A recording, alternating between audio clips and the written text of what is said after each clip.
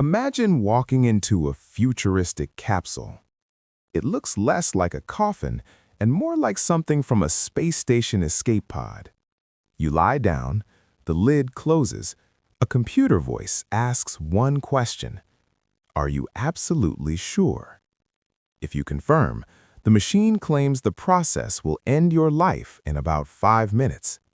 No doctor, no hospital, no needles, just a 3D printed pod and a tank of gas. And yes, this device actually exists. It's called Sarco, designed by the controversial euthanasia activist Philip Nitschke. But the real story behind this machine is not just about technology. It's about philosophy, law, ethics, medicine, and what it means to control the end of life. Because once you start pulling this thread, you fall into one of the deepest debates humanity has ever faced. The idea that started it all. The concept of assisted dying is not new. Ancient Greece debated it. Roman philosophers argued about it. Even the physician's oath, often linked to Hippocrates, warned doctors not to provide deadly drugs.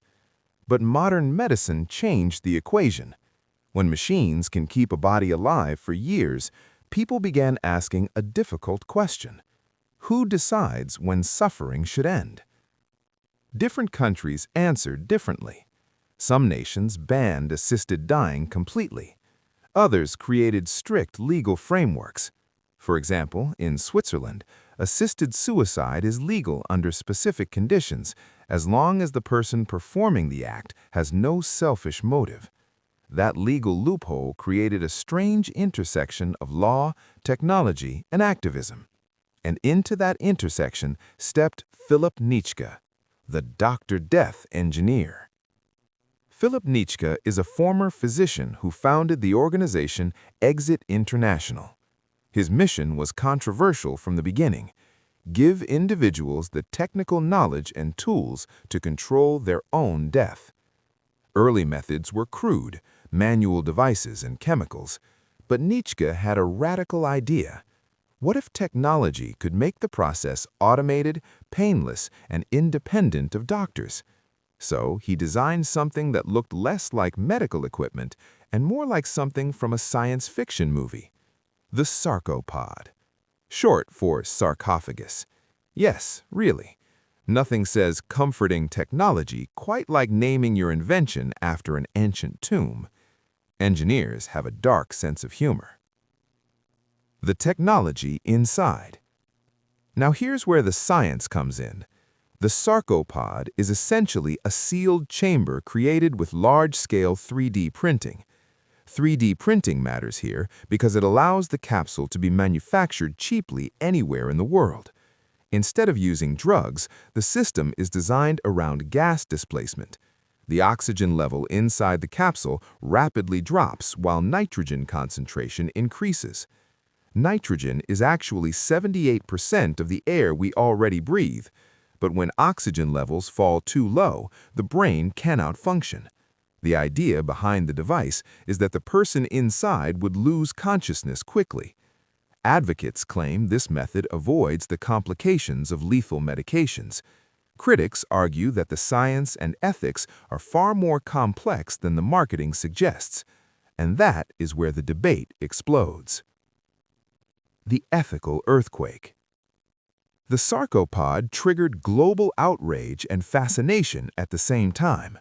Supporters argue personal autonomy is the ultimate freedom. If a person is terminally ill and suffering, they say, why should they be forced to endure pain? But critics respond with a chilling concern. Technology that simplifies death could normalize it. Doctors, ethicists, and disability advocates warn that such devices risk turning a deeply complex medical and psychological issue into something that looks like a consumer product, a machine with a button.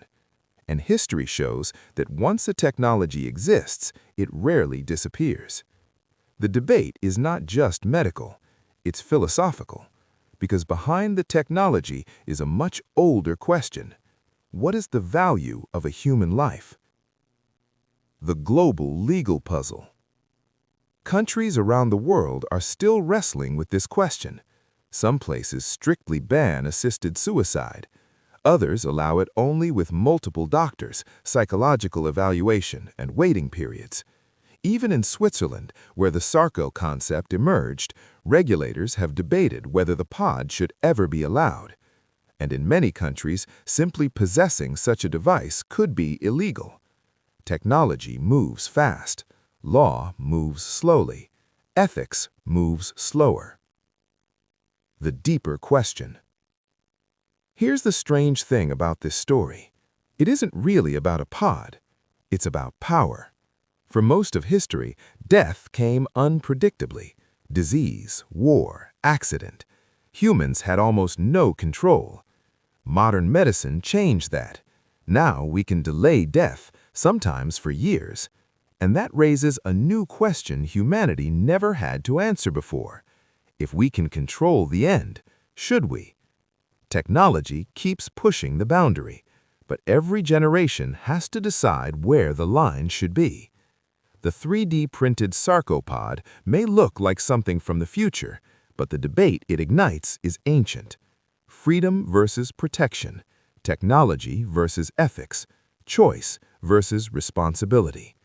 Machines can solve engineering problems, but questions about life, those are problems only humans can answer. If you found this story fascinating, type thoughts in the comments, because the future of technology isn't just about what we can build, it's about what we should. And the conversation is just getting started.